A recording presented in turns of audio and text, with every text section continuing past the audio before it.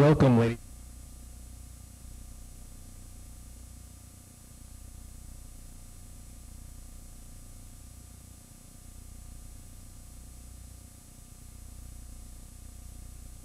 Save it, save it.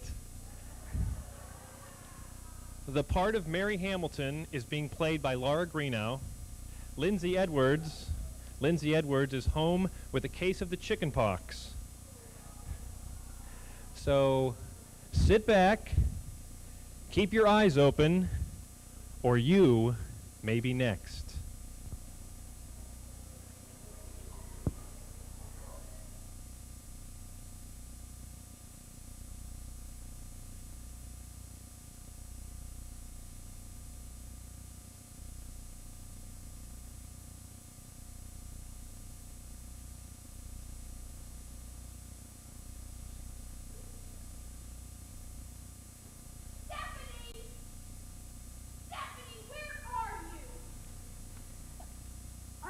Answer her, miss? She's very angry.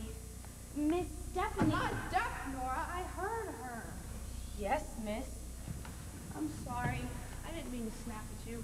But there are times when I could just... I know what you're going through, dear. And I wish I could do something to help. Thank you. I'm afraid Mother is my problem. She's a problem, all right. Mother's not well. That's why she's so irritable. Well, she'd feel a whole lot better if only she'd stop shouting. At least we know her lungs are healthy. Nora, how have you been able to put up with her all these years? She's so terribly unkind to you. I'll let you in on a little secret. There are times when I simply don't hear her. I put cotton in my ears. When I do, I'm happy to say your mother's voice becomes almost a whisper. If that's possible. I'll have to try that sometime. Look, miss, why don't you get away from all this? Away from this miserable old house. Away from your mother. At least for a little while. I wish I could. But I'm afraid it's impossible. But you're so unhappy here. And don't try to deny it. I know you too well. I won't deny I'm unhappy. But I can't leave her. Not now. Not the way she is. Your mother would be all right. There would be Dr. Adler and me to take care of her. You've got to think of the future. You're still young. Young? I'm 37, Nora. Well, when you get to be almost 60, like me, 37 is the prime of life. And it's true what they say about time having wings. It goes by so swiftly. Take advantage of your youth before it slips away from you. Thanks for your concern, Nora, but I'm trying to make you realize that only when you leave will your mother appreciate how much she's done for you. Mother has also done a lot for me. I owe her a lot, Nora. Do you owe her your life? Because that's what you're giving her, your life. Please, I'd rather not discuss this. But you've got to face facts. Minerva is a selfish, possessive woman. She won't even let you out of her sight. It's a terrible thing when a young woman can't go out on a date or see any of her old friends. You may not admit it, but you're a prisoner in this house. Where would I want to go? I don't have friends anymore. Go to San Francisco. Make some new friends. Meet some nice man and maybe even get married. Married? No, it's too late for that. Oh, if only I could convince you you're wrong. Miss Stephanie, perhaps I shouldn't say this, but lately you've become so withdrawn. You've hardly spoken a word to anybody, and it's not healthy, dear. I'm all right. Really, I am. Are you? Please, before it's too late, leave these musty old rooms. Get out into the sunshine and fresh air. Try to live again. I know you mean well, but I just can't leave her. I can't. No, I guess not. And I know why you can't leave. You're afraid of her, aren't you? Aren't you? Nora, don't. Miss Stephanie, there's something I want to tell you. Something I should have told you a long time ago. Nora. Shh. Oh, there you are. Didn't you hear me call you? Yes, Mother. Then why didn't you answer me? Please, Mother, I don't want to argue with you. I have a terrible headache. No backbone. That's the trouble with you. Nerves of a jellyfish. Nora! Stop pretending to be busy and go clean my room. It's a mess. You made it. What's that? Yes, Minerva. Go on. Get out of here.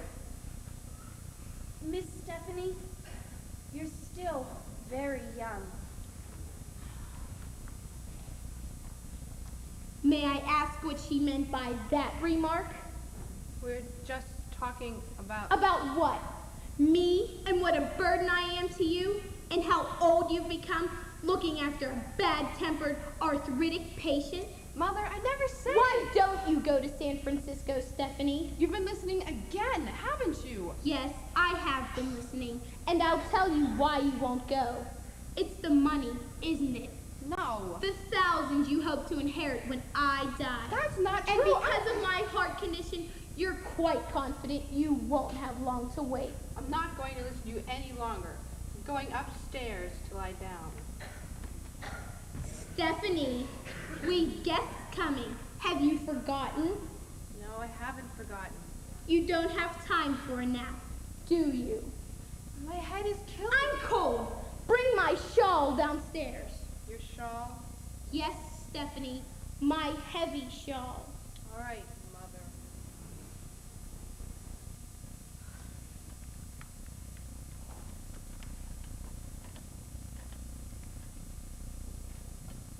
She's not like you, William. Not at all like you.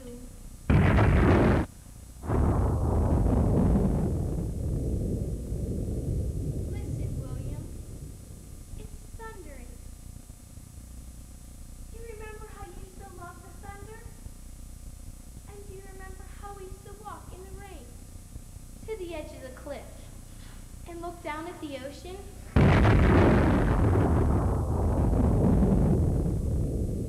You love the ocean when it rains, William. Sounds of the waves crashing against the cliff. Do you remember? Nora! Go on, break down the door, why don't you? Nora, will you see who's making all that racket? Hello, Miss Hamilton. Hello, Nora. It's been such a long time, hasn't it? Much too long, miss. Here, let me take your coat. Thank you. Oh, Nora, this is Keith. Keith Latimer. Hello, Nora. Mr. Latimer. Hello, Aunt Minerva. I received your letter. How have you been feeling? No better, no worse. Who's this young man? I asked you to come alone. I'm Keith Latimer. My fiance, Aunt Minerva. Fiance? We're going to be married in 2 months. When did all this happen? You never wrote me. Didn't I? I'm sure I did. Well, don't just stand there, both of you. Sit down. Mary, you haven't been to see me in several months. I was beginning to think you'd forgotten I existed. Well, I am sorry, Aunt Minerva, but I've just been so busy lately. Yes, I realize that love does keep one rather occupied. It's my fault, Mrs. Osterman. Since the day we met, I haven't been able to let Mary out of my sight. He's terribly possessive. I am, and I admit it. It's just one of my many faults. There's nothing wrong with being possessive, Mary. Especially with something as valuable as love. Just remember that the next time you call me possessive. Mr. Latimer, what do you do for a living? I'm a photographer. I have a shop in San Francisco. And he's marvelous. He's going to be very famous one day. I don't particularly want to be famous, Mary. I like my work, and I just want to make enough money to keep you happy. Darling, I don't use money as a guide for happiness. You know that. If I'm not being too inquisitive, how did the two of you meet? Well, several weeks ago, I did a magazine ad for Keith. A magazine ad? For a soup company. When I saw how Mary handled that can opener, I just knew she'd make a wonderful wife. And when Keith told me he had a weakness for canned goods, I flipped. Flipped? Fell in love. A can opener? Ha! That's a rather flimsy foundation for a marriage, I must say. Those were only the preliminaries, dear. There's a great deal of love involved. Young man, haven't we met somewhere before? No, I don't think so. Seems to me we have. Yes, I remember now. It was in my lawyer's office, about a year ago. I'm afraid you're mistaken, Mrs. Osterman. No, I never forget a... Aunt Minerva, you know, right? Yes, Mary. Wheel me over to the fireplace. I think I'm catching cold. Certainly, Aunt Minerva. Here, let me. No, Mr. Latimer. I think my niece is capable of doing what I ask. Of course. I'm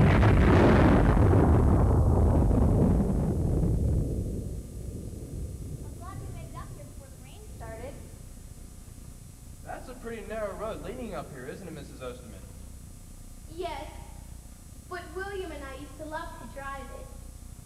There was always a certain challenge involved. I'm sorry, I'm not the pioneer type. I still prefer a modern highway. You youngsters are all alike, only interested in comfort and convenience. How do you like my house, Mr. Latimer? I don't think I've seen anything quite like it. You probably find it rather grotesque, don't you? No, on the contrary.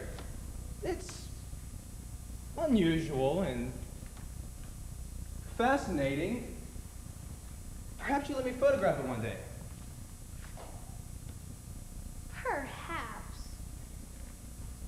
It was built by my grandfather. He was right in saying nothing would ever destroy it, and nothing has.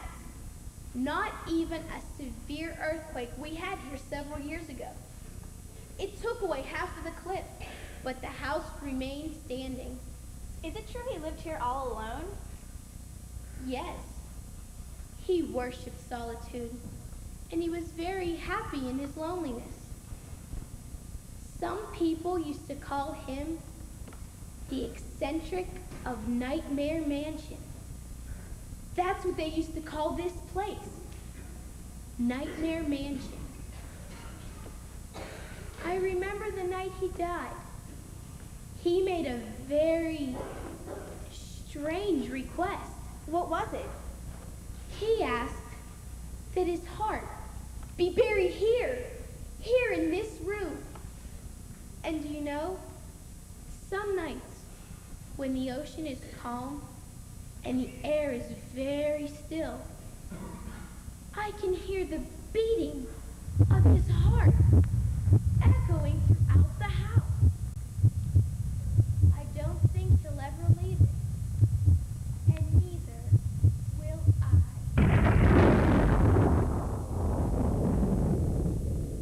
But aren't you rather cut off from the rest of the world up here? This is my world, Mary, in Grandfather's house, where William and I once lived together. That's probably your sister, late as usual. Belle! Aunt Minerva, is Belle coming here tonight? The whole family will be here. But why? You seem so mysterious in your letter. I didn't know. You will, very soon now. Hi, Nora. Hello, Miss Hamilton. Oh, Pete, this is Nora. She's almost part of the family. Put it there, Nora.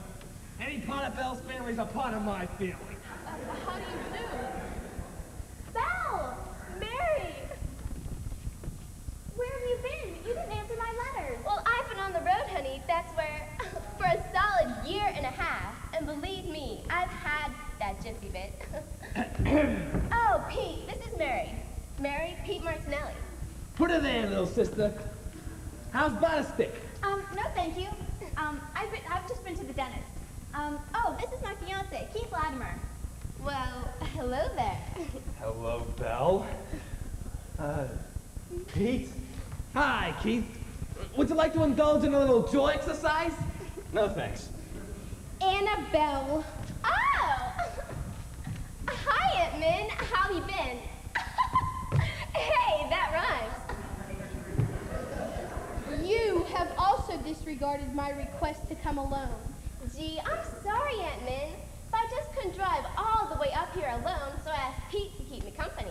Pete, Pete Martinelli, ma'am. Bartender, car salesman, and raconteur. How's about some pops for the chops? Annabelle, I asked you to be on time. On time? Listen, with that death trap you call a road, we're lucky to be here at all. Yeah.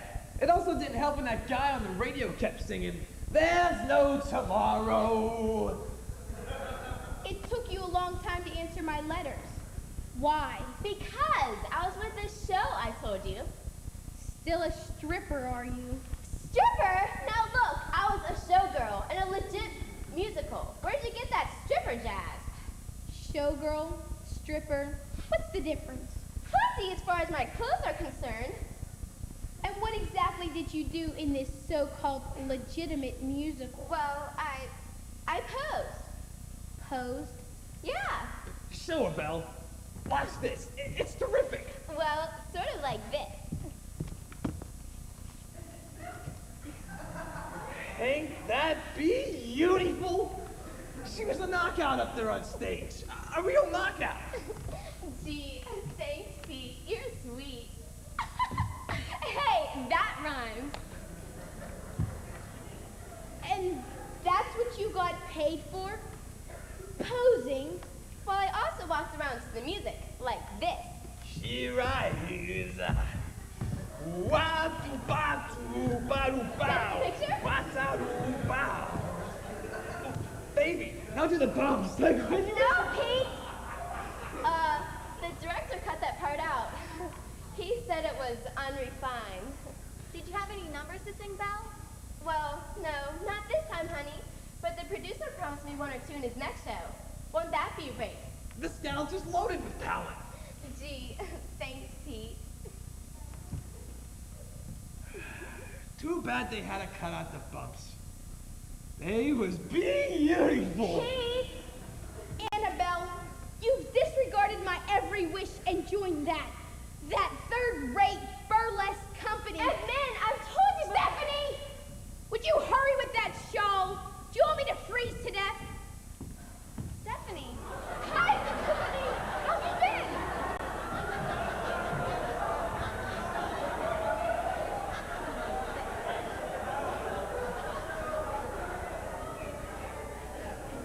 Hello, Mary.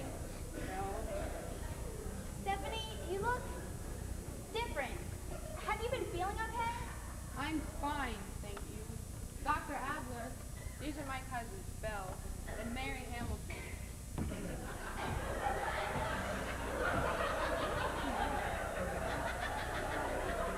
How do you do? How do you do, Doctor? I'd like you to meet my fiance, Keith Latimer. Oh, and my fiance, Pete Martinelli. Gentlemen, how do you do? Hi, Stephanie. Doc, how's about a sticky... No, Pete! Dr. Adler, are you here for the weekend, too? Well, yes, but I actually... Dr. Adler lives here. Oh, it's such a secure feeling knowing that you're so near, in case of an emergency. Dr. Adler has introduced me to a miraculous science called hypnosis. Hypnosis? It's helped me tremendously. Because your aunt's heart condition, she's allergic to cortisone. So I've been using hypnosis to ease the pain of arthritis. I see. I still don't understand why we're all gathered here tonight. Yeah, it's sort of like a wake. Where's the body? If you'll all be seated, I'll explain my unusual behavior. That's supposed to be flying tonight. Stephanie, get a deck of cards from the top desk drawer. Cards? What are you going to do? Tell our fortunes? Perhaps. Stephanie, would you hurry with those cards? Say, how about a nice game of poker? Please, Mr. Martinelli. Now I must have absolute quiet for the next 5 minutes. Where's Nora? Nora! Nora, will you get in here? Yes, Minerva. I want you in here along with the others. Go ahead, Doctor. As I've already told you, on several occasions I've used hypnosis on Mrs. Osterman to alleviate the pain of arthritis. She has responded to my treatments, except that recently something quite unusual has taken place. Unusual? In what way, Doctor? Well, during one session, when she was in a deep somnambulistic trance, she whipped over to the desktop, the deck of cards, and... Well, let me show you exactly what happened. Are you ready, Mrs. Osman? Of course, Doctor. Let's get on with it. Now, close eyes and try to clear your mind completely. Listen only to my voice, only to my voice. All of the sounds are fading. Only my voice telling you, go very deep, wonderful, sound natural sleep. When I count to 10, you be very deep, deep sleep, very deep und quiet sleep, deep, deep sleep. Your body is completely relaxed. Completely relaxed. As I reach the count of 10, you will be in a very deep, deep sleep. 1, 2, 3, 4, 5, 6, 7, 8, 9, 10, schlafen Sie.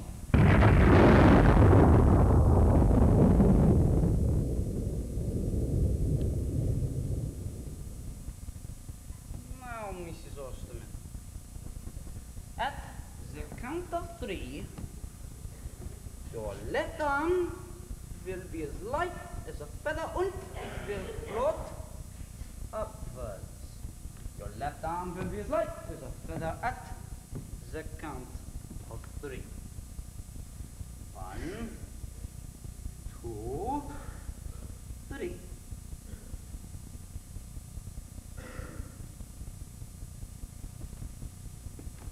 Your arm is now as strong as steel. Strong as steel and cannot be moved.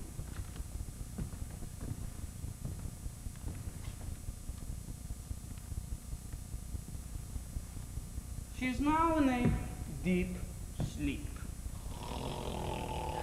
She's not the only one, Doctor. Pete. What? Oh, sorry. Now, Mrs. Osterman, relax your left arm and bring it to your side. You have something to tell us, Mrs. Osterman. What is it you want to tell us? Left arm. Speak up, Mrs. Osterman. Raise your head and speak loudly and clearly. The cards. What about the cards, Mrs. Osterman? These cards have told me, Told you what, Mrs. Osterman? told me, the fourth card. The fourth card is the card of the spider. What do you mean by the card of this spider? The card of death.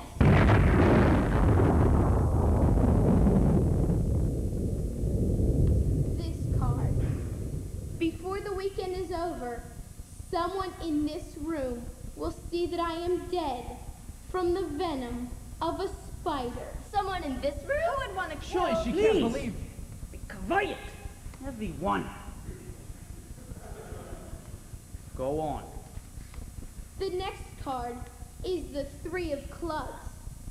It says that 3 others will join me in death. Now this is Let going me out too of far. here. Please! I must insist on absolute quiet.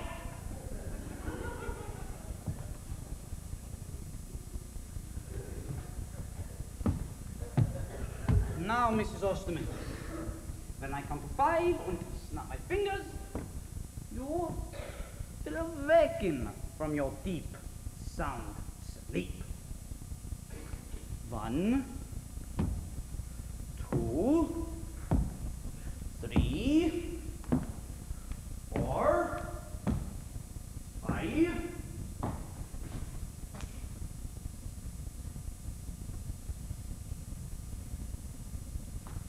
It happened again, didn't it, Doctor? Yes, it happened again. Mrs. Osterman, surely you can't believe all this nonsense about a spider. Oh, but I do, Mr. Latimer. Because it's the same. Always. That's why I wanted you all here tonight. I'm not waiting until I'm gone to have my will read. I'm going to have the pleasure of doing it myself tomorrow night. I want to see all of your faces when I do read it. I can assure you, some of you will not be pleased at all. Well, if you think I came all the way up to this mausoleum just to be bitten by a poisonous spider, you're wrong. Come on, Pete, let's go. Baby, you don't have to ask me twice. Pete, if you don't want a dead bride, you'd better get Mary out of here tonight and quick. Mary, I think Belle's right. Aunt Minerva, we really must be going right now. Leaving already? I anticipated as much. Nora, let them loose. Nora, I said let them loose.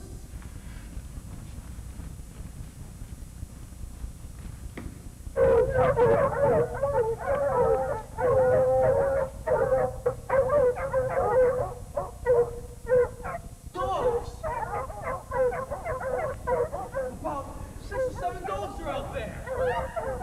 What's going on here? About 6 or 7 hungry dogs, Mr. Latimer. I'm ashamed to say they haven't been fed in 3 days.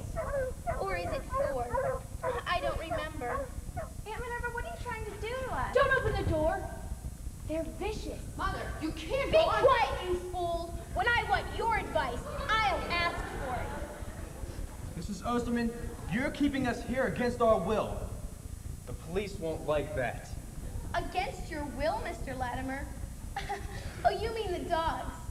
There have been several attempts to burglarize my home lately. The police suggested the dogs for protection. Are you looking for a telephone, Mr. Latimer? I'm sorry to say there isn't one in the entire house. I don't know what crazy scheme you're cooking. Mrs. Osterman, you're tired. Stephanie will take you to your room. No, Doctor. I want to stay down here by the fire. Nora, turn down my bed. I'll be up in a little while. Stephanie, show the others to their rooms. The girls can have the one next to yours, and the gentlemen can have the green room. Good night. May I ask if there's a lock on the bedroom door? Of course, Annabelle. That should make you feel perfectly safe. It should, but it doesn't. Follow me, please. Get our bag, boy, Pete. Sure, baby, sure. Somehow I get the feeling we would have been safer with the dogs. Aunt Minerva, you've changed so. Changed? Besides being a little older and a little more crippled, how have I changed? You seem so bitter, as though you hated us. You'd better go along with the others. Stephanie will see that your room is comfortable. You don't really believe what you said, do you? About the spider. Most emphatically. Then aren't you afraid? Aren't you? I'm terrified. So am I, dear. So am I.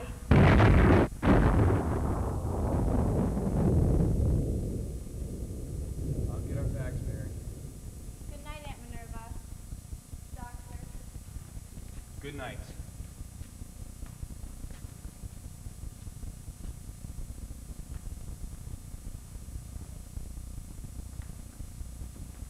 Well, Minerva, do you think everything is going to work out? Yes, I do. Better be careful. It's dangerous. Oh, I'm all right, Doctor. Now. Would you like me to read you for a few minutes? No, Doctor. I'd like to be alone if you don't mind. And could you turn off the lamp when you leave? Of course. Good night. Dr. Adler, Yes, Minerva? would you bring my will from the upstairs safe? I want to keep it with me tonight. Of course. Thank you.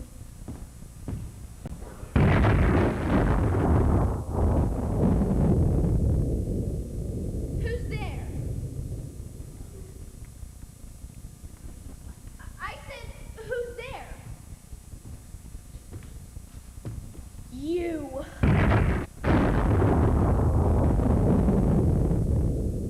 Yes, your old friend, Mrs. Osterman. I'm glad to see you still remember me. You said you'd never come here again. You promised. I got hungry. Hungry. What happened to the money I already gave you? Oh, that went fast, Mrs. Osterman. Real fast. Besides a wife, I have a poor old grandmother to support. Don't lie to me. You don't have a grandmother, and your wife died 2 years ago. You've got a pretty good memory, Mrs. Osterman. You gambled it away, didn't you? Well, Didn't you? Well, what if I did? It was my money, wasn't it? You mean my money. Let's just say our money. No, you have to leave. My family's up for the weekend, and they mustn't see you. Now, that's not very nice, Mrs. Osterman. You're giving me the impression that I'm not wanted. It could very easily lead to an inferiority complex. You promised you'd never come here again. You said that... I know what I said, but obviously I've changed my mind because I'm here, and at the moment, I'm flat broke. Now, you wouldn't turn away a fellow who's hungry and broke, would you, Mrs. Osterman? I won't give you another cent. I think you will! Now you better leave Before you what? Now you listen to me, Queen High and Mighty. Unless you want the police and your family to know about your nasty little secrets, I suggest you give me what I want. And now. How much this time? That's better. How much? Well, knowing what a kind and generous person you are, I know you'll want to give me 10,000. 10,000. And when that's gone, you'll be back for more, won't you? Who knows? If I'm lucky with the dice, that means you're lucky. And you won't see me for a while. And if you lose? If I lose. Well, I know I'm always welcome. Right? I was a fool to think you'd keep your promise. Let's skip the self-analysis bit and get back to the subject of the moment. The money? The money. I'll write you a check. No check. Cash. But I don't have that much cash in the house. Get it from that beautiful bank of yours. The bank's closed. for the weekend. I'm not the impatient type. I can wait till Monday. But early Monday, you send that daughter of yours to the bank, or there's going to be an announcement made that'll shake this house right off its foundation. All right, Monday. I knew you'd see things my way, Mrs. Osterman. You always do. Do you mind if I make myself comfortable in one of the rooms upstairs? Would it make any difference if I did mine? No, I'm afraid not. Take the one at the end of the hall. The passageway will lead you there. Now hurry, please. Stay out of sight? I know. Good night, Mrs. Osterman. I don't know what I'd do without you.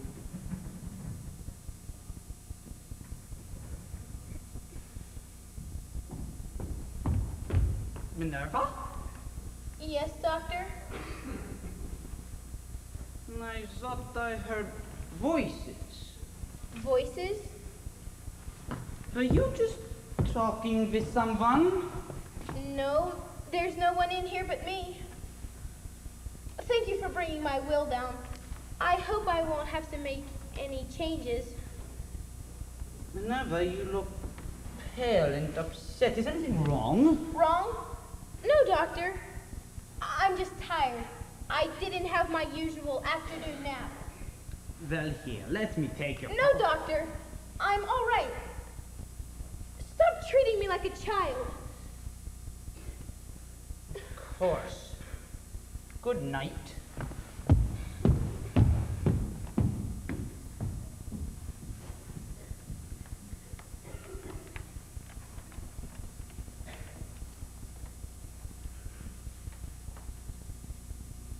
What am I going to do, William? What am I going to do?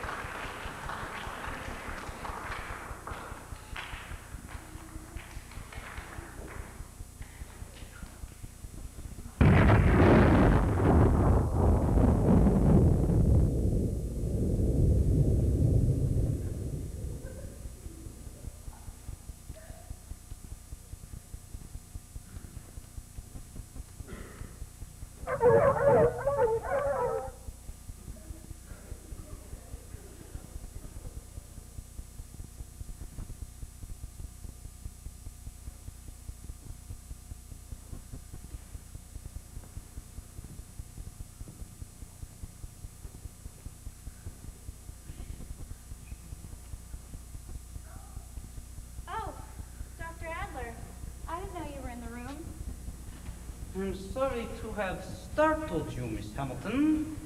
I heard the dogs barking, so I thought I'd better investigate. Please, don't do anything foolish. There's nothing much we can do. Doctor, will you give me an honest answer if I ask you a few questions? Of course. What is it you want to know? Well, does the person tell the truth, the absolute truth, while under hypnosis? Yes, as rule one does. Of course, there are exceptions. What about Aunt Minerva? How many times has she spoken of her death while under hypnosis? 7 or 8 times, I would say. But tonight is the first time she mentioned someone in the room would be responsible. And the ace of spades, does it always turn up when she predicts it will? Always. No matter how many times I shuffle the cards. It's quite uncanny. And the spider. If she's referring to a black widow, I heard their bite can make someone terribly ill. But I didn't know it could be fatal. It can be fatal to someone with a heart condition. And there are other spiders, deadlier than the black widow. Especially one commonly known as the brown house spider. The brown house spider? Yes. It has the markings of a violin on its head. Its venom is as deadly as a rattlesnake's. Then I don't understand why Aunt Minerva insists on staying here if she knows she's going to be murdered. Aunt is a fatalist, Miss Hamilton. She believes a thing is destined to happen. Nothing can prevent it from happening. But why does she have to endanger our lives? I hate to say this, but releasing those dogs, it was almost the act of a mentally disturbed person. Perhaps we will learn a little more in a day or two. If we're still alive. Yes, if we're still alive. I feel so exhausted all of a sudden. I can barely keep my eyes open. Yes. Mary? I'm down here, Keith. Mrs. Hamilton, be sure to lock your door tonight and don't let anybody in. Do you understand? Not anybody. Doctor, you sound so... Mary! Is everything all right? Of course. Dr. Adler and I were just discussing Aunt Minerva's reasons for keeping us here against our will. What do you think those reasons are, Doctor? I've discovered that Minerva is a very extraordinary person. Often her behavior is construed as being irrational, even bizarre. I'd go so far as to say abnormal. But I've also discovered that Minerva has rare clairvoyant powers. Many times while under hypnosis, she's predicted the future. That's why I don't scoff at her present premonition. That means that we're in a great deal of danger. What are we going to do? Perhaps we can identify the danger before it occurs. And on the other hand, we can do as Mrs. Osterman does. Accept our fate. Whatever it may be.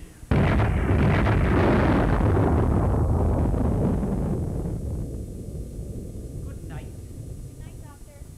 Good night. That man has the strangest eyes I've ever seen. You can see the same kind of eyes on a fish. Keith, I don't trust that guy, Mary. He's loaded with savoir-faire. yes, he is. And he's rather attractive, don't you think? Attractive? You can see the same... in a diabolical sort of way, yeah. Darling, you're jealous.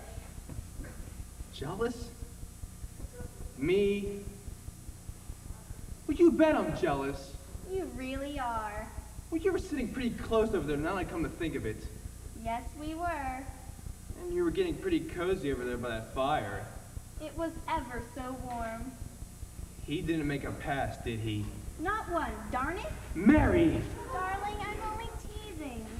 As they say in the soap operas, I'm madly, desperately, hopelessly in love with one man. And that man happens to be you. Keith! What's wrong? Don't move. What? There's someone standing behind the window drape. Are you sure? Positive.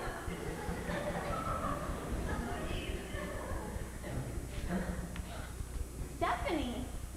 Wouldn't you be more comfortable over by the fireplace? I'm terribly sorry. I know how this must look, but What's wrong, Stephanie? you've got to take Mother out of this house, away from Dr. Adler. Dr. Adler? He's been a terrible influence on her. He's forced to believe things that aren't true.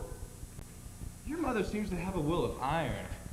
I don't think anyone can force her to do something she didn't want to do. But he has a strange hold on her. I know he does. Stephanie, how long has Dr. Adler been in your mother's position? For about a year now. Why? And how did he happen to come up here? The family doctor died and his business recommended him to us. Have you and he been friends since he's been in the house? Friends? We hardly speak to one another. I loathe him. Why, Stephanie? Because he's only interested in Mother's estate. He knows he'll be included in her legacy when she dies. That's why he's living here, and he knows about the... What is it? Shh, he's coming. Go on, Stephanie. Dr. Adler knows about what? Nothing, Mother. I must warn you both. My daughter has a rather vivid imagination. That's not true. In fact, she spends most of her time in a world of fantasy. I don't. You look tired. Doesn't she look tired? I think you'd better go to bed now, Stephanie. Mrs. Osterman, Stephanie's only worried about you. She was just... Yes, I heard. My mind is going. Isn't that what she said? She thinks I should be taken from here. Taken where, Stephanie? To an asylum? Is that where I should be taken? So that at last you can be alone with Dr. Adler?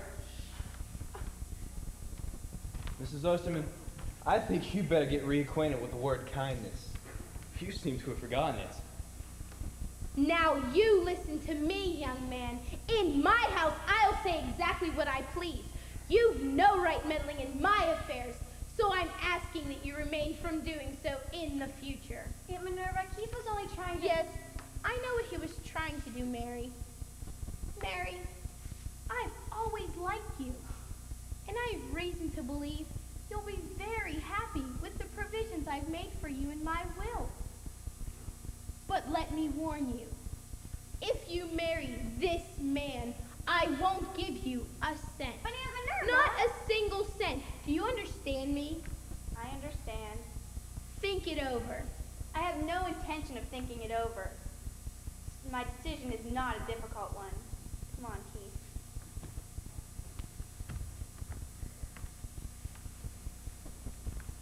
Mary! Good night, Aunt Minerva, and if it's at all possible, pleasant dreams.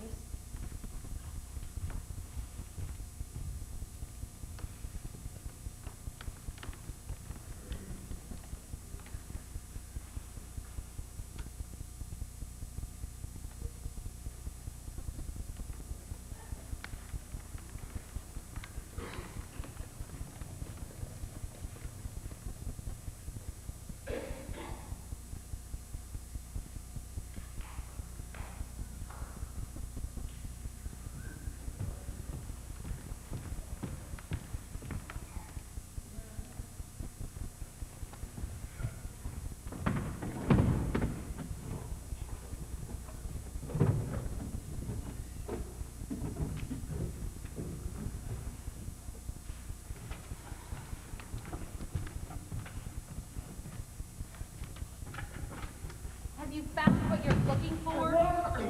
I mean, Nora, you rather surprised me. Yes, I think I did. What are you doing here? Just visiting. How's my girl? Visiting? In the dark? The lights hurt my eyes. Does Minerva know you're here? She welcomed me with open arms. I swear, said to think of this place as home away from home. And in your own home, do you usually go searching through desk drawers with a flashlight? Not usually, but then my drawers don't contain the interesting little items that I sometimes find here. You're just a common thief. No insults, Nora. I don't like it. I don't care whether you like it or not. You're up here for one reason and one reason only. How much are you blackmailing Minerva for this time? Blackmailing? Nora, please. You can't condemn me just because Minerva pays me a few dollars to keep a little secret. A few dollars? She's given you thousands. Isn't she generous? Why, I was just telling her today. I said, Minerva, not only are you gracious and hospitable, but you are the epitome of generosity. You always think of exactly the right words at the right time, don't you? It's a gift. I know Minerva must have given you the money. Why are you still here? There's the rub, you see. She didn't. I've got to wait till Monday to get it. Does anyone else know you're in the house? No, I promised the old girl I'd stay out of sight. Then why don't you? I got hungry. I was looking for some food. The refrigerator is in the kitchen. Not in this room. You know, Nora, I always did have a problem with my sense of direction. Which bedroom are you in? The last one, end of the hall. Then go up and stay in it. I'll bring you a tray in about 5 minutes. Thank you, Nora. I knew you wouldn't let me down.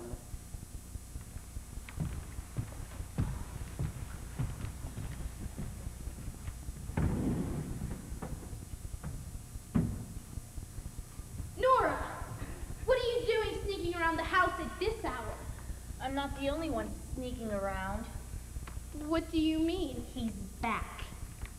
Who's back? Oh, stop pretending, Minerva. You know who I mean. How much are you going to give him this time? That's none of your business. He's going to drain you of every cent you've got. You know that, don't you? But I have no other alternatives. You could go to the police yourself. Tell the truth. After all these years? Don't be ridiculous. Now go to sleep, Nora. All right, Minerva. I'll go to sleep. But I'm afraid you'll be awake all night. Thinking. Good night.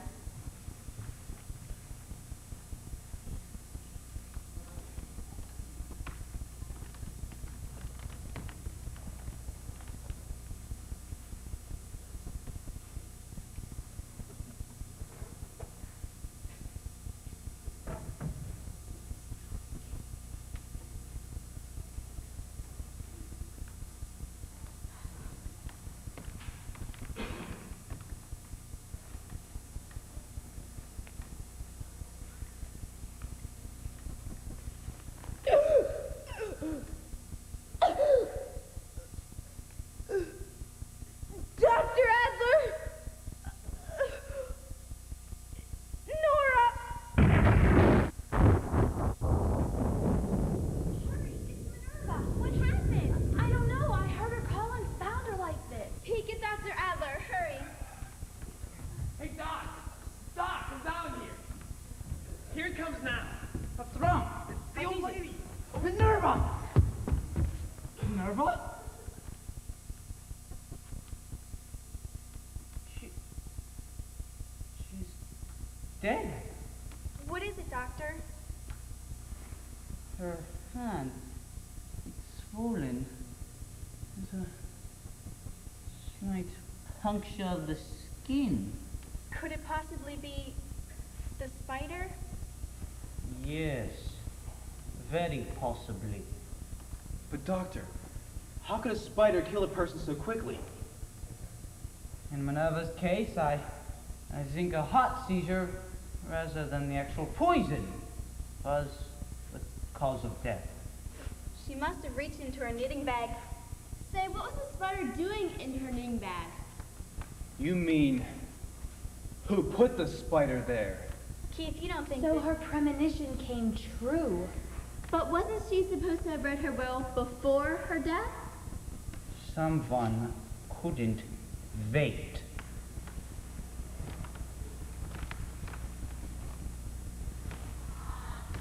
The 3 of clubs. Remember what she said? 3 others will join her in death. Which 3?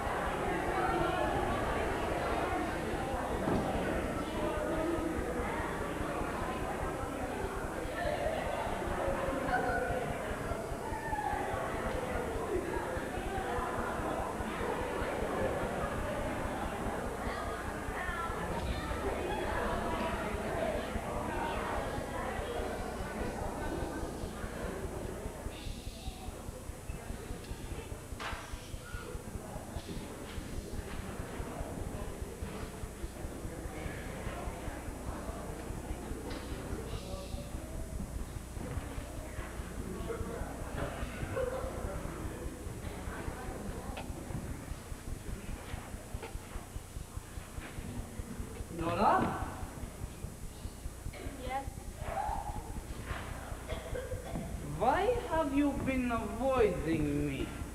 Avoiding you? I don't know what you mean. You know very well what I mean. You haven't spoken to me since Minerva's death. Why? What is there to say, Dr. Adler? Isn't it just a little late for empty words?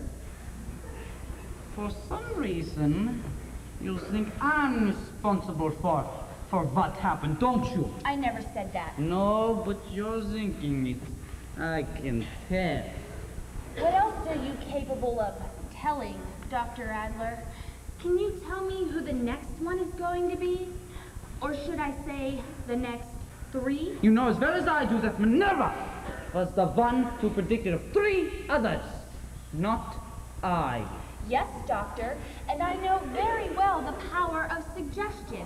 I also know you had several opportunities to plant many things in Minerva's mind. I gave her only positive suggestions, ideas that would help with her condition, so why blame me? I blame you for performing black magic. Black magic? Come now, Nora. Hypnotism is not black magic. It's a modern... Yes, black magic. Or voodoo, or whatever you want to call it. Slowly, but very surely, Doctor, you took over Minerva's mind and filled it with malignant, evil thoughts. Nora, you don't know what you're saying. Oh, but I do, Dr. Adler. And if you care to hear more, I'd be glad to continue. I'm afraid you're going to be sorry for what you've just said. Extremely sorry. Good morning, Doctor. How do you like that for the brush? Did you see how red his face was? Looked like his collar was choking him. What happened, Nora? Dr. Adler seemed pretty upset.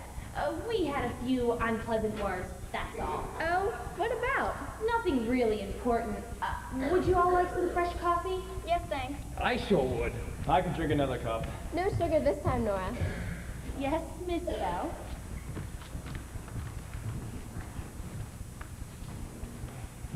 There was only some way of getting out of this house without being mauled by those dogs. Yeah, they must be getting hungrier by the minute. Nora told me she threw them some bread, but they just wouldn't eat it. They don't want no appetizers. They're waiting for the entree. Us. Nora said they won't eat anything but meat, and the supply that was here yesterday has disappeared. Speaking of disappearing, what do you think happened to the will? Well, we know it's gone from the safe in Minerva's bedroom. Are you sure Nora said Aunt Min put it there last night? Positive. I think it's been stolen. Stolen? For what reason? Well, for 2 reasons. First of all, it could have been taken by someone who wasn't included in the will. They could have done a good job forging and conveniently get themselves in. Secondly, the will stated that a certain person had to die.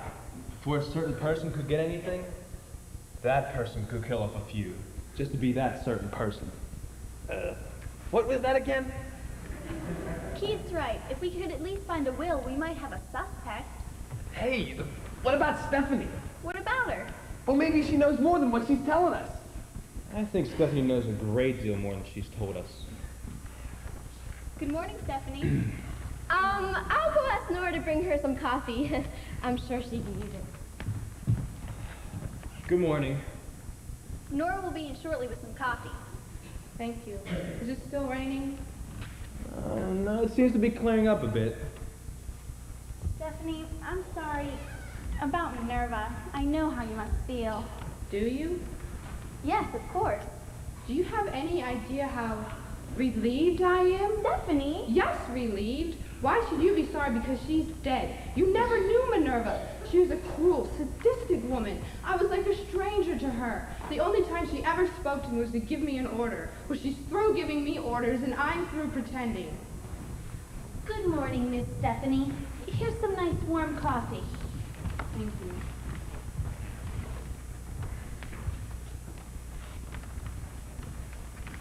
Stephanie, have you ever seen your mother's will? Never. It was a secret shared only by her and her precious Dr. Adler. Is that right, Nora? Yes, Minerva gloated over the fact that we were all in for a big surprise when her will was read. But don't blame your mother too much, dear. She may not have been entirely responsible for her actions. Well, look, why don't we get Dr. Adler down here, and he can tell us whose names are in the will. He wouldn't tell the truth. I agree, Nora. I have a feeling Dr. Eller is going to deny ever having seen the will. So I have a better idea. Mary, can I ask you to go knock on Dr. Adler's door? Tell him that your window's stuck, and you'd like to get some fresh air into the room. Are you psychic or something? I tried all last night to get my window up. I nearly suffocated. Then Pete and I will slip into his room and search for the will. Give us 5 minutes. I think we'll find it. Before we do the searching bit, do you think I could pick the lock? It would get me in the mood. No, Pete, do it the way Keith said. All right, all right. You may get your chance if he locks the door behind him. You've given me hope. Nora, you keep searching for the meat to feed those dogs. Minerva must have a supply around here somewhere. Belle, maybe you can help her. Sure. Come on, Nora. All right, let's go. Remember, Mary, 5 minutes. We'll be right back. Will you be all right here alone? Of course. Come on, Mary. I'm coming.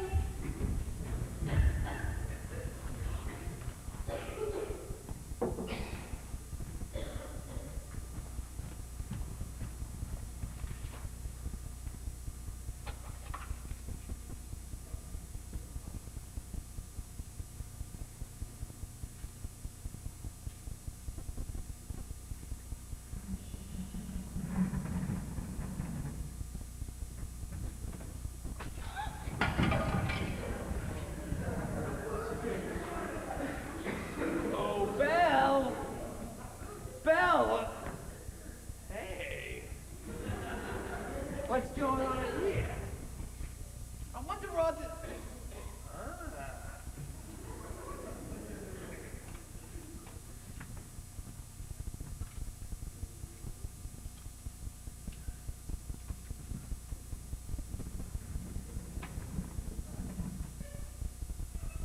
Yeah, Pete? Did you call me? So, you're at it again. No, Belle, you're wrong. You swore you were going straight, and as soon as my back turned, you prayed the family safe. I was calling you. No, Belle, remember, I breathe How'd you easy. know it behind that picture? I didn't. My word of honor. Your word of honor went up the river the last time you did. Baby, I'm an innocent victim of circumstances. I seem to remember those words at your last trial. But this time it's true, Belle, honest. Look, this is what happened. Mary knocks on the door like Keith asked her to, see? But Svengali don't answer. She knocks again, but still no answer. So I goes to work on the lock, using the famous Martinelli touch. I know. Go on. Well, I don't know what kind of luck that guy's got on his door, but nothing worked. Not even the famous ring-a-ding technique. Never mind your famous ring-a-ding technique. What happened then? So then Keith tells me to come downstairs and see if Nora ain't got a key for the room. I comes down here and see the loot spread out all over the floor. Baby, you gotta believe me. Well, it didn't turn red, so I guess you're telling me the truth. What didn't turn red? Your ear. My ear? Yeah. Every time you lie, your left ear always turns a bright shade of red. It never fails. And here all this time I thought she was a mind reader or something. Hand them over, Pete. Oh, sure, Belle. I wonder who did open the safe. You got me. And I wonder if the will was in it. Speaking of the will, doll, you in for a slice of the cash? No, I'm afraid not. Aunt Min despised me, and I'll have to admit the feeling was mutual. She'd be just nasty enough to get me all the way up to this torture chamber just to see my reaction when I found out I was left out. Let's say we find this here will and change a few names here and there. No! Oh, sorry. I'm respectable now, right? Right. Well, couldn't I get unrespectable just for this one job? No, Pete. It'll be my last one, I promise you. Your last one was supposed to be your last one. But baby, I'd only be doing it for you. Put it back on, Belle. I was only kidding. Well, all right. But I'm warning you Raffles. One more job and we're through. To prison bars, I'm allergic. Never again, baby. I promise you. Go on, Keith's waiting. And ask Nora for the key. Hey, Belle, look at this. What is it? Looks like a stock or something. There must be a secret panel here somewhere. Maybe we can open it. Oh, Belle, it's no use. We can't find it. Pete, what happened? Stephanie? How did... Hey, where are you?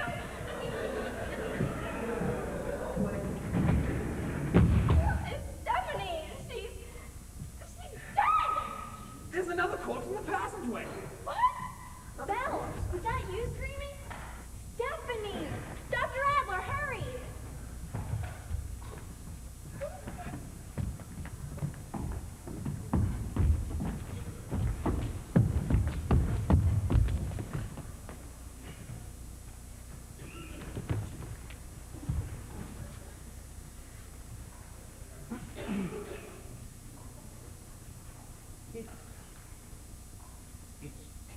Too late.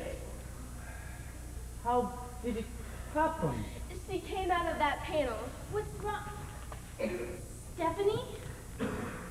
Miss Stephanie? She's dead, Nora. Oh, no! No! Look! Look at her throat! There's a swelling, exactly like... Like Minerva's hand. The spider? Again? Hey, Keith. There's another corpse in the passageway. Another? Whose? I don't know. I never seen it before. There's a secret button right here.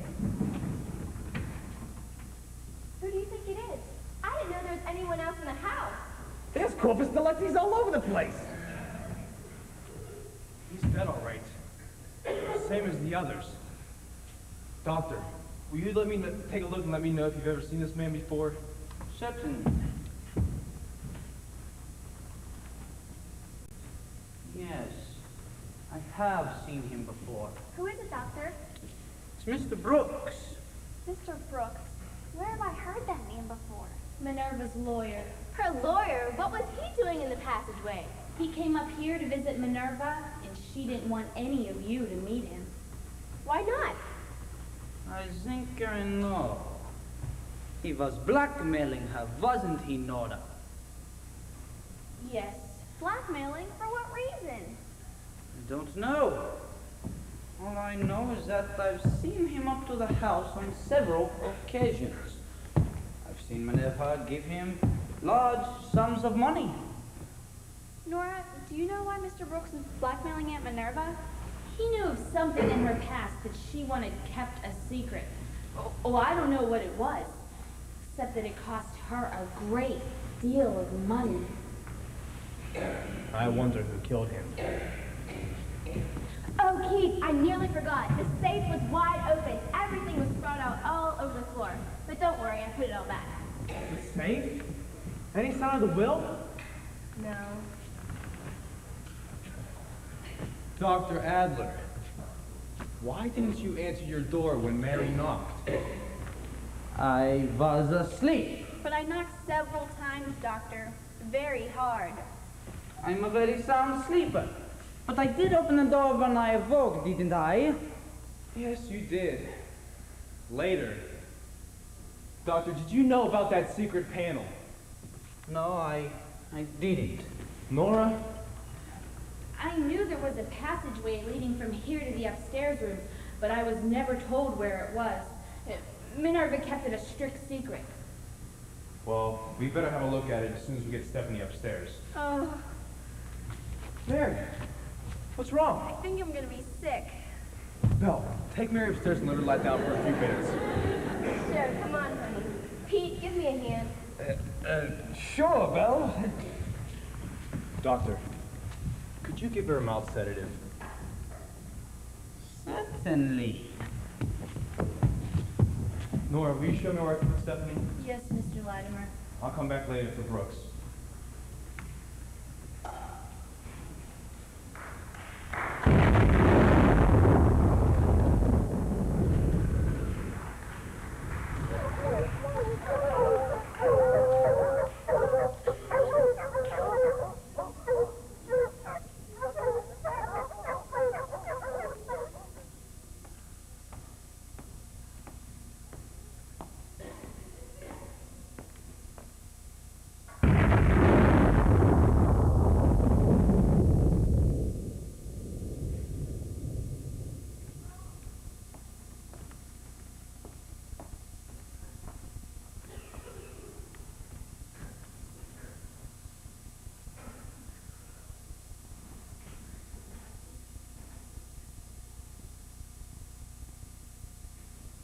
Are they still searching the passageway, Nora?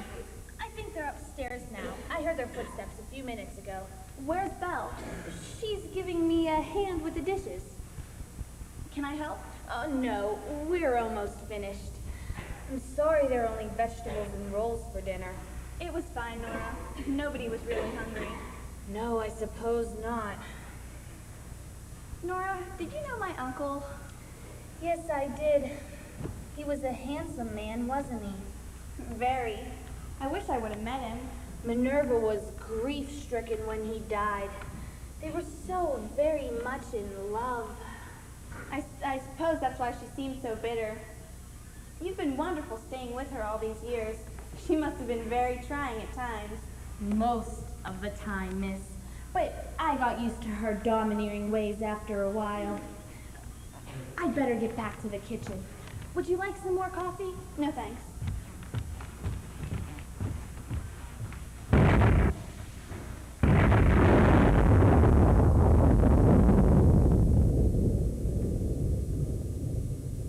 Mary! Aunt Minerva! Don't let anyone hear you. I thought you were dead. We all did. That's what I wanted you to think.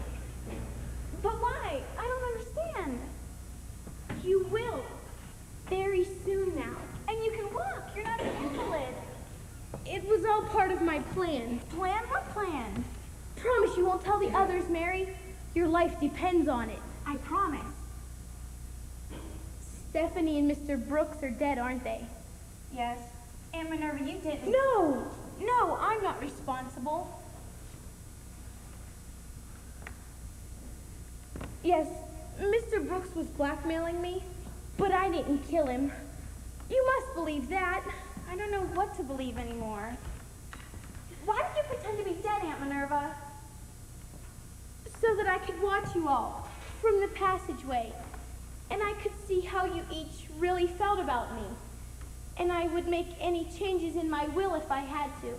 Then you know where your will is? No, it's been stolen. I'm not sure who has it, but I have a pretty good idea. In the beginning, this was all just to be a harmless game, and now it's turned into murder. When Stephanie died, I knew that someone in this house was out to get each person mentioned in my will, and that includes you, Mary. So please, be careful. Do you know who is responsible? No, but that's why I'm hiding here. I'm trying to confirm my suspicions. Please let me tell the others. No, Mary. It could jeopardize your life. And mine, too. But if you just... Someone's coming downstairs. It's probably Keith. Can I just please tell him, please? He'll think of some way to help. I know he will. No, Mary. Not Keith. Mary! Keith, hurry down here. Hurry! What's up? She's alive. Who's alive? Aunt Minerva. What? We were just talking. She's right over... Keith, she's gone. Now just a minute, Mary. Minerva's dead, you know that. She isn't. Mary. We were just talking. She was here a moment ago. That's impossible. She's upstairs in one of the rooms. She's not. She's in the passageway. Come on, honey. Sit down for a minute.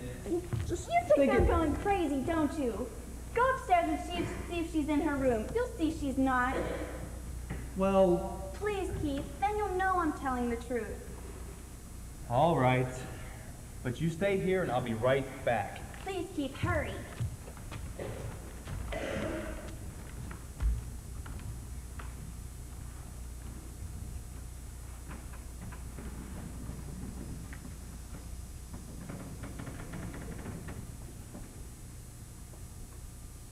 Mary? Aunt Minerva! Keith wouldn't believe when I said you were alive.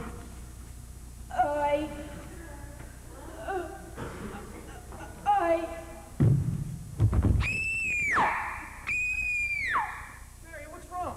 It's Aunt Minerva! She... I don't understand. Someone must have done... But we were only talking a few minutes ago. Mary, Keith, what did she say? she only pretended to be dead.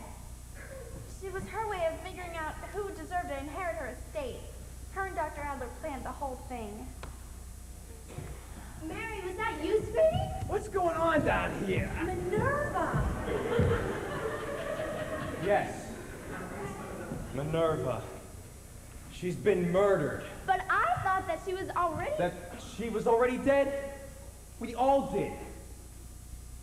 Rather, a few of us did. But it seems her first murder was a hoax. What do you know about this, Dr. Adler? Nothing. That's a lie. Aunt Minerva said you both planned it. Come on, Doctor, let's have the truth. Keith, let me use my trusty persuader on her. All right! Did agree to Minerva's plan. It was a foolish, macabre scheme, but I agreed to it. It had absolutely nothing to do with peace. And do you know where her will is? No, I don't. I brought it to her last night in a sealed envelope, and that's the last time I saw it. Nora, I'm going to take Mrs. Osterman to her room. You show me where it is. This way, Mr. Latimer.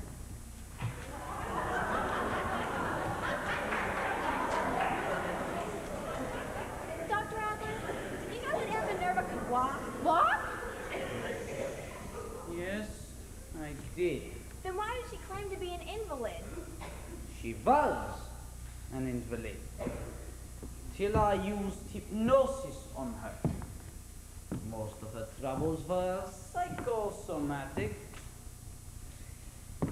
She wanted you all to believe she couldn't walk because she had an obsession for attention. She felt if her ambulatory condition were known, that attention would be taken from her. Was that hypnosis act for our benefit too? In a way, yes. The part about the spider was planned. What a morbid sense of humor some people have. But when she mentioned that 3 others would join her in death, I knew she was completely under and telling the truth. If Aunt Minerva made up the part about the spider, then how do you account for the marks on Stephanie and Mr. Brooks? I can't. Someone in this room killed Mrs. Osterman, Stephanie, and Brooks. And I have a feeling that particular person is going to try to kill again. What are you looking at me for? I only came along for the ride, I swear. Dr. Adler, I'm going to ask you to do something. What is it? I'd like you to put everyone in this room into a trance and ask them to tell the truth. Do you think it'll work? Yes, I believe it will. That is, everyone but me. Oh? For the time being. And when you bring everyone else out, put me under and ask me to also tell the truth. Can you tell if anyone's faking? Without a doubt. Good. And what about me? Well, if none of us admits to the murders, then I'm afraid you're the only one left. It's not a pleasant thought, is it, Doctor? I'm perfectly willing if the rest of you are. Mary? Of course. Pete? Belle? Fine by me. Sure. How about you, Nora? I'm willing. Okay, Doctor, let's try it. But remember, I'll be watching you every minute. Will you all please be seated and get as relaxed and as comfortable as possible? You mind if I turn off the lamp? Go ahead. The glow from the fireplace will be conducive to relaxation. Is everyone ready? Ready. Go ahead, Doctor. Good. Now close your eyes and try to clear your mind completely. Think of nothing. Let my voice put you all into a deep, deep sleep.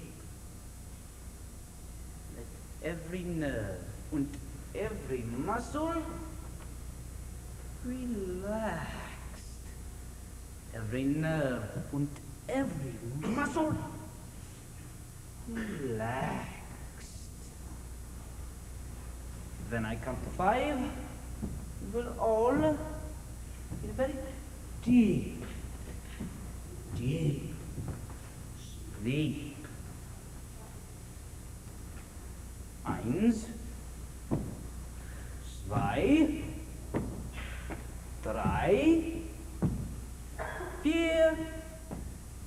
4, 5. Sleep.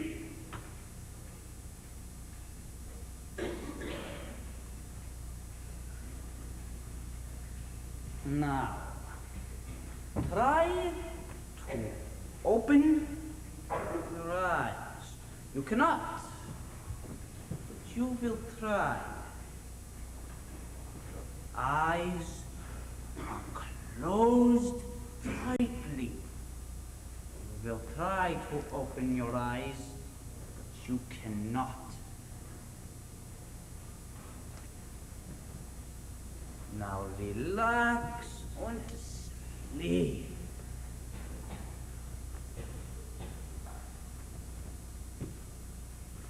They are now in a deep sleep.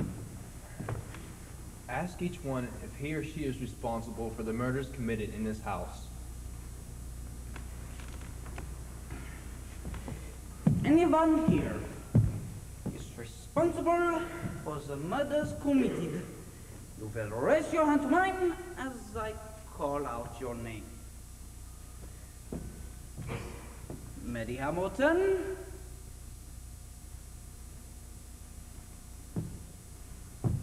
Belle Hamilton. Mr. Martinelli. Nora.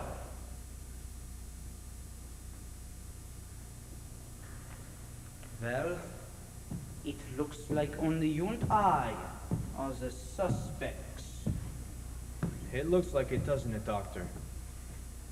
Perhaps if I put them into a deeper sleep, they might be able to... Go ahead. Try it. Each one in this room is going deeper, deeper into sleep. Very deep and quiet sleep. Deep, deep sleep. Don't fight. It's wonderful. Begin to sleep. Deep, deep sleep. As I touch each one of you on the shoulders, you will go deeper, deeper into sleep.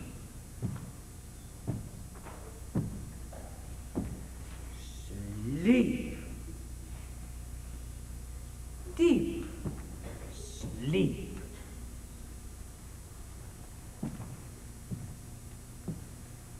Sleep.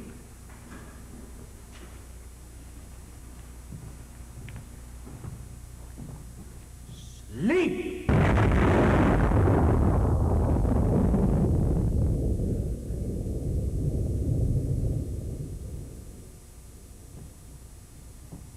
You will all sleep for 15 minutes and then awaken. Remember, 15 minutes and then awaken.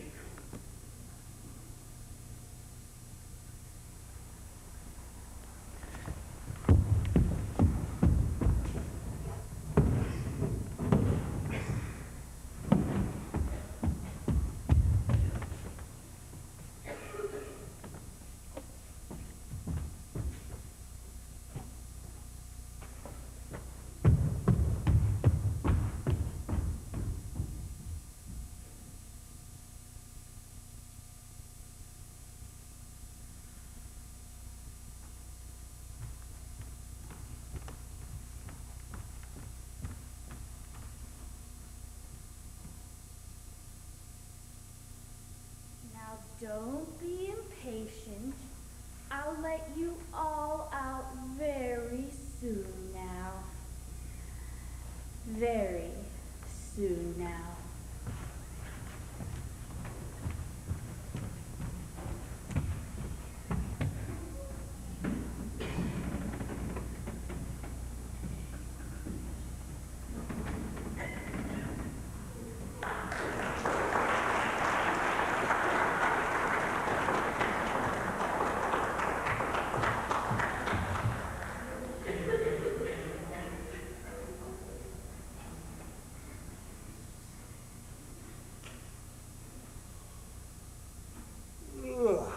Boy, that's the best sleep I've had in years.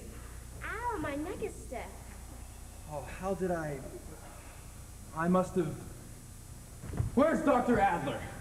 I don't know. He was here just a while ago. Keith, what's wrong with Mary? Mary.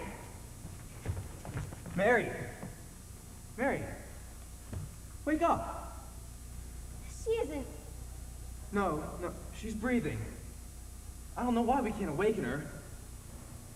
Nora, could you get a cold cloth? Maybe that'll help. Of course, right away. Mary, try to wake up. It's no use. Belle, could you go upstairs and see if Dr. Adler's in his room? If he is, tell him to get down here immediately. Pete, maybe you better go with her. Sure, Keith.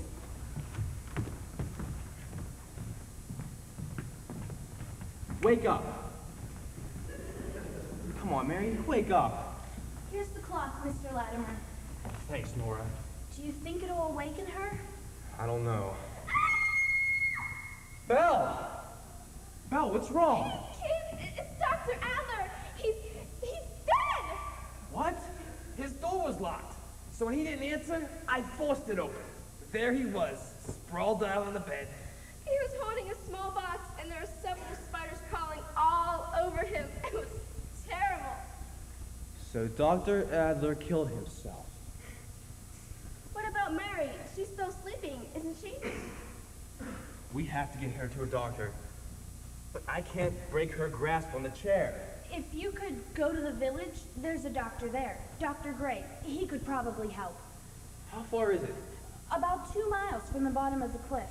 But how can we go if those dogs are still out there?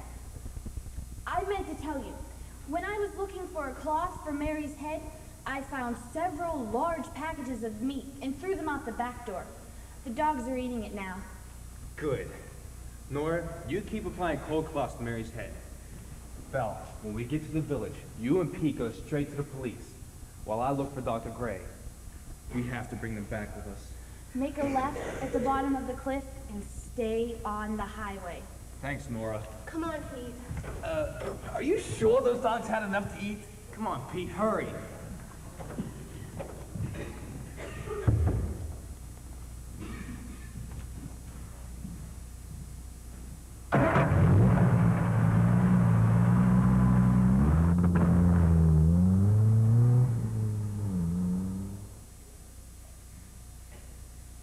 They're gone now, Mary. They've asked me to stay here and take care of you. You're the only one left. After you're dead, I'll inherit Minerva's entire estate. Would you like to see the will, Mary? Oh, wait, I'll get it for you.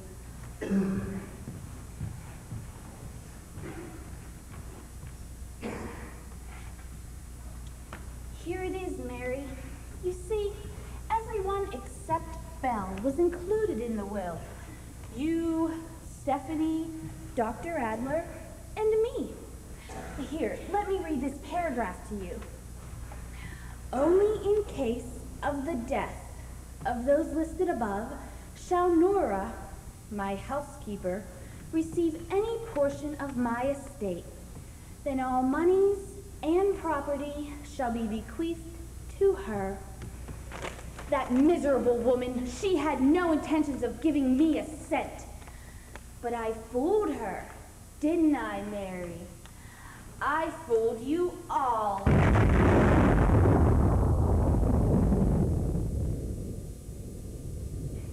Nora, what happened? Where is everyone? everybody? They've gone to get you a doctor. Oh, I remember. We were being hypnotized by Dr. Adler. You said they went to get a doctor. Where's Dr. Adler? He's dead. Dead? How? Mr. Latimer said he killed himself with the spiders he had hidden in his room. So it was Dr. Adler. That's what Mr. Latimer said. Mary, do you know who that is? The picture? That's William, Minerva's husband. Oh, it's William, all right. But I can tell everybody now. He wasn't Minerva's husband.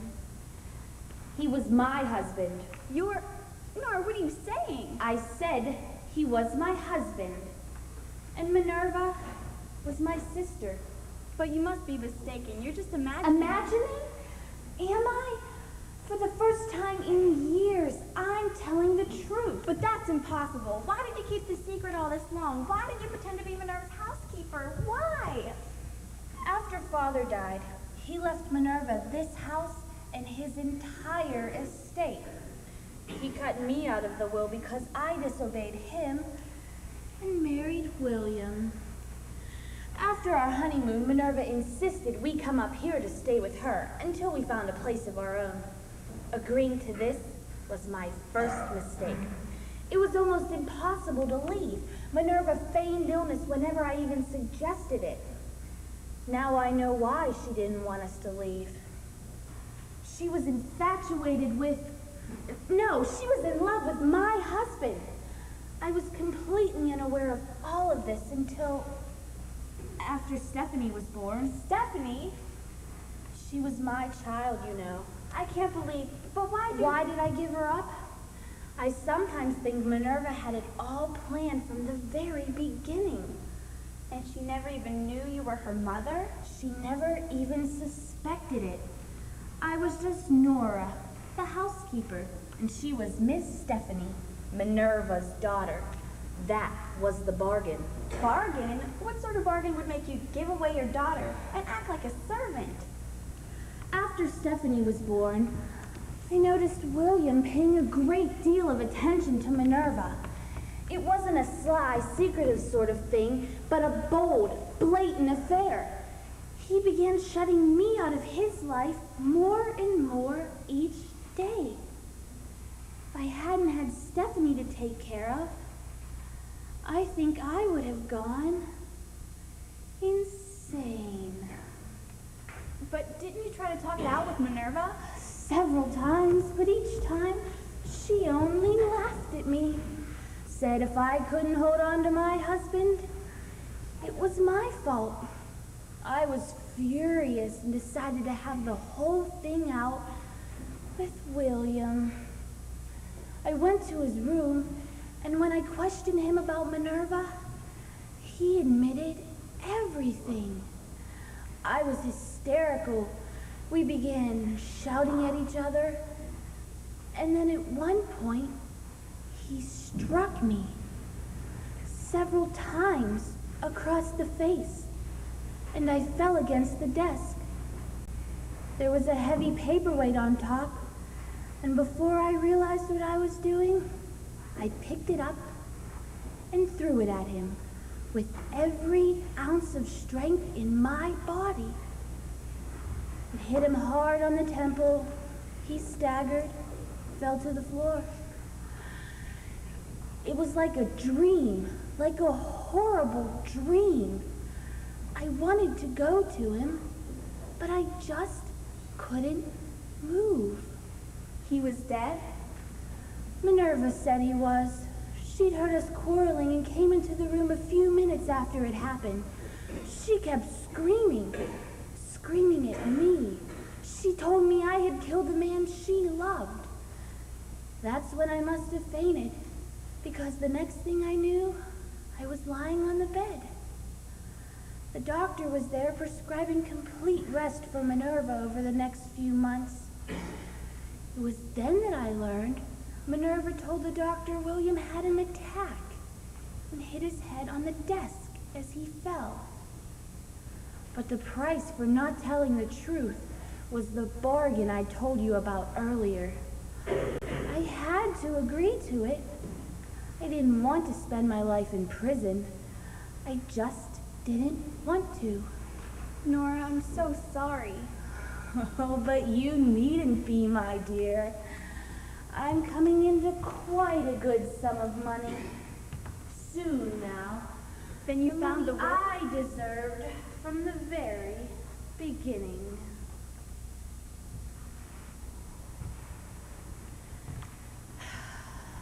Mary, there's a certain nursery rhyme that always held a strange fascination for me. You remember it. It went, Little Miss Muffet sat on a tuffet, eating her curds and whey. Along came a spider and sat down beside her and frightened Miss Muffet away. The spider, no, Nora, not you. Yes, me. But why are you doing this? I just told you why. I got the idea about the spiders from Minerva and Dr. Adler. They were only pretending. I wasn't. And you killed Minerva, didn't you? Yes, I killed Minerva. I hated her so. She killed me a long time ago when she took William and Stephanie from me. She even took his name. I can't believe this. I also had to do away with Mr. Brooks, Minerva's lawyer. He was the only one who knew Minerva wasn't really Mrs. Osterman. He also knew I had killed my husband, and Minerva was guilty of concealing evidence. He was draining her estate. If I had let him go on blackmailing her, there wouldn't have been anything left. Surely you didn't kill your own daughter. No, I believe Dr. Adler was responsible for that. I assume Stephanie took the will, hoping to remove his name from it. And when he learned of this, he strangled her. I happened to be watching from the passageway, and when he left, I took the will from his room and put it in my little hiding spot. And you killed Dr. Adler, didn't you? Yes, a short time ago, after he thought he had hypnotized me, I snuck into his room, and when his back was turned, I struck him over the head. Then I opened the box of spiders and placed it in his hand. Your fiancé and the others think he was responsible for his own death. The box of spiders. Yes, Mary, a box just like this one. No, Nora, don't. Come now, Mary. Don't be like Miss Muffet. Don't be frightened. Please don't open the box. Oh, it's really quite painless, you know, the bite of a spider. I have about 10 or 12 here, so it should be quick. Come now, Mary. Put your hand in the box. No, Nora, no! But they're warm, Mary. They're nice and warm. All right, Nora. Keith! Give me the box. You! I thought you went for the doctor. That's what I wanted you to think. We went around back and heard every word you said. I thought it was you when Pete and Belle found Dr. Adler. I couldn't believe he hypnotized us all, just commit suicide. Don't come any closer. If you do, I'll throw the spiders at her. You won't do that, Nora. You're very sick, and we want to help you. Do you understand? We want to help you. Now give me the box, Nora. Give me the box, please. Thank you. Oh, Keith, it was horrible. Everything's all right now.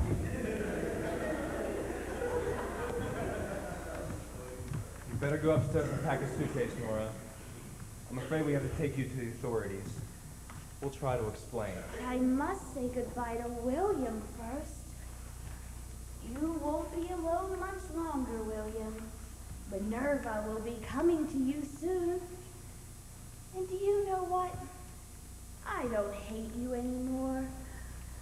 I don't hate anyone anymore. Nora. Mary, wait a minute. Don't forget this. Everything belongs to you. Everything belongs to us, Belle. Oh no, I heard Nora say that I was left out. I'm putting you back in. We're gonna split everything in half.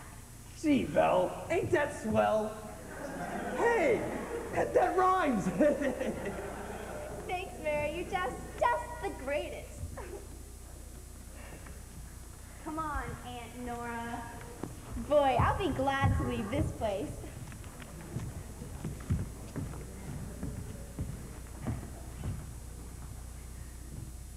Hey, stop that! I wasn't gonna take anything, Belle. Honest, I was just closing it. It's turning red again. What do you know? I got a built-in lie detector. Pete, you kill me. Don't say that, baby. No, in this house, someone just might. Come on, let's pack our things and get out of here.